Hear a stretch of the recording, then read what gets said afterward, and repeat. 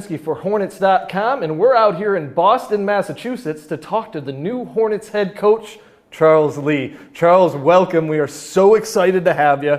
How excited are you and how pumped are you at this moment? You know what, Matt? Thank you for having me. Thank you for making a trip to Boston. I'm trying to keep all my emotions together right now, but I am very excited. I've seen everything that's been going on with the Hornets organization ever since ownership has kind of taken over, and I'm just thrilled that they're going to take a chance on me. And so I'm looking forward to helping build something really special in Charlotte with the help of ownership and Jeff and the front office and the coaching staff that I'm looking forward to putting together as well. You know, you were a guy who's been wooed by a lot of teams. You've interviewed with other teams last year, talked to teams this year. What is it about this Hornets position that made it the ideal fit for you for your first head coaching gig? Yeah, first things first. I mean, it's a talent-rich roster.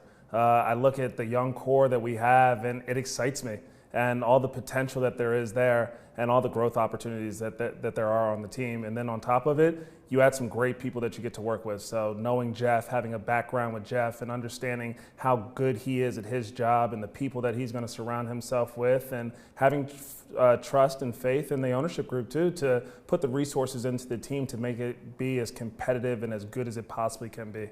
You know, you mentioned how excited you are to work with this group of players.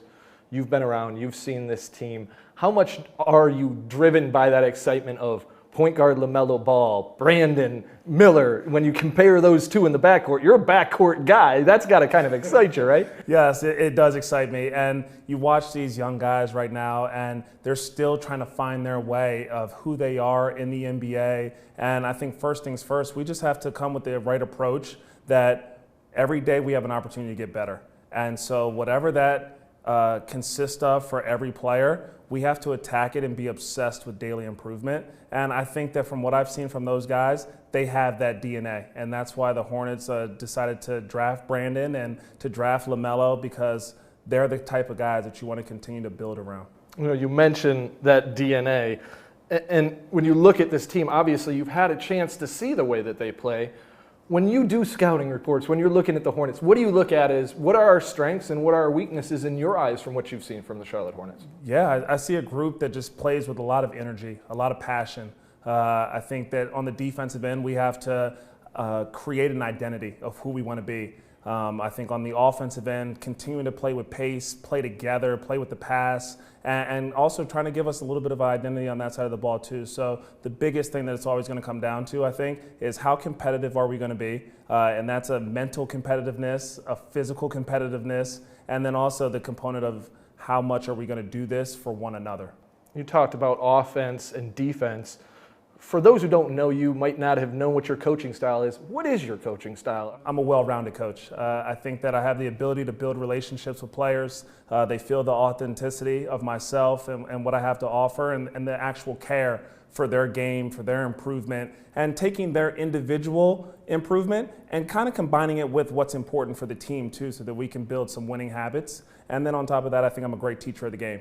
Understanding what are the details of trying to teach offense and defense. And I think I also just bring a level of energy and passion, and the guys I think are going to really take to that. You know, passion is definitely there. You've been in this league for 10 years. You're only 39 years old, had 10 years as an assistant coach, and you've had some tremendous success with Atlanta, Milwaukee, all of those teams that you've now, Boston obviously where we're at, all of those teams that you've coached, you've amassed an over 600 winning percentage throughout your course of time. How much is that going to benefit you, and how are you going to utilize that to help kind of maybe change and build those winning habits in Charlotte? Yeah, I've been blessed to be a part of some great organizations, be a part of some great teams, and a lot of that is the people that I've been around. And so seeing how the coaching staff every day come together and figure out what are the strategies that we need to implement for our team, technical, tactical skills on both ends of the court to help us be as successful as possible. And then I think it also helps being around a lot of different players, that now I can use the experiences of what are different personalities, who learns which type of way. Are they visual guys? Are they on the court a little bit more? Is it film? Is it whatever it is? I think that now I have a grasp for like different player styles and how they're going to actually absorb the information that we're giving them.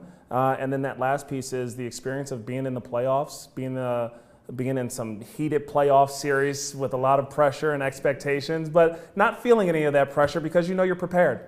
You know that you've gone about your daily work every day and you're ready for the moment. And so I feel that way as a head coach now, that I've done what I needed to do as an assistant coach to prepare me for this day, and I'm really looking forward to it.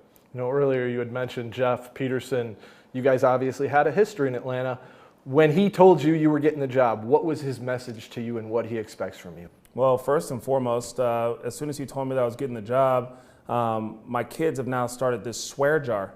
And one of my very first emotions probably had me contributing to that swear jar. So was overwhelmed with joy, used some words of excitement that I probably shouldn't have. But after I talked to him, he said, "Hey, Charles, we got a lot of work ahead of us. But I'm really looking forward to being able to build this thing with you. And I believe in who you are as a person and as a coach. And after all the great pleasantries, we had to get down to business of like, what is it going to take, like you said, to start building some winning habits here, start building some more professional habits, and just create the right culture for what's going to be needed for this team." I think we're going to tell the kids to let Dad slide on the swear jar on this one, if that's okay. I think this one warranted maybe a little bit of excitement. We were pretty excited about that.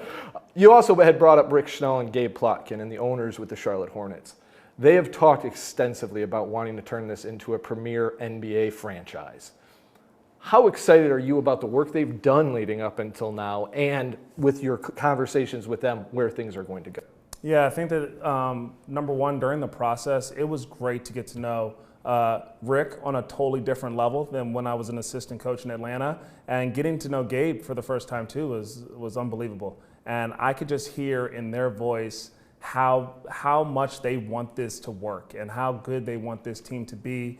I think for the Carolinas in general, knowing how much of a sleeping giant this fan base is, this community is, and I could feel it, and it got me even more excited. And I think that just so far in the time that they've bought the team, you can see that they are committed to winning, to creating change. And I think whatever the resources are, people-wise, financial-wise, they're willing to do it. Yeah, our fans can sense a change, and I think I agree that there's that excitement that's building in Charlotte as we're on the come up a little bit and looking forward to seeing how that's going to go. How much do you know about the city of Charlotte? I know you've been there at least maybe 2 times a year, 1 time a year some years, but what do you know about the city of Charlotte though so far? So I don't know very much. I am looking forward to learning more about the city.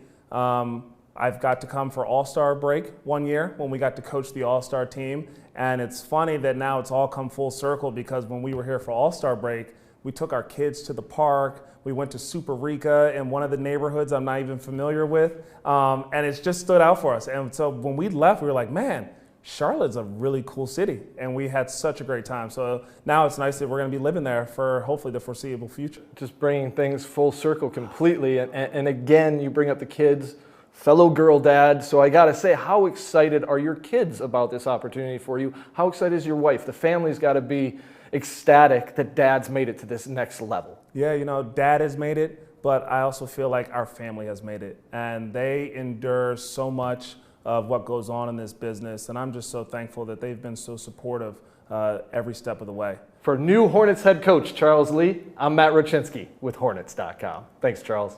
Thank you, Matt.